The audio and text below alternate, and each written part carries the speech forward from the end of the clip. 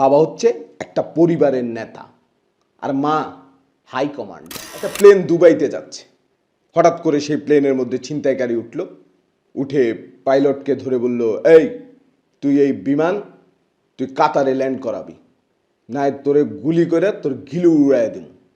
বলছে, ভাই আপনি যদি আমারে মাইরে ফেলেন তাহলে প্লেন চালাবে কে, আপনিও তো মরে যাবেন। কেন, কথা তো খারাপ কইস নেই।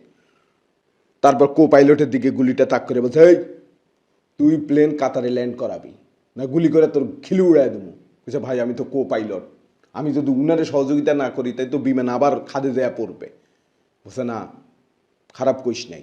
সে এবার ককপিট থেকে বের হয়ে গেছে, আচ্ছা বসছে, বসে সামনের সারির যে যাত্রী বসে আছে তাকে বলছে, এই তাহলে তুই তুই প্লেন কাতারে ল্যান্ড করা, না গুলি করে মাথার ঘিলে উড়ায় দেবো।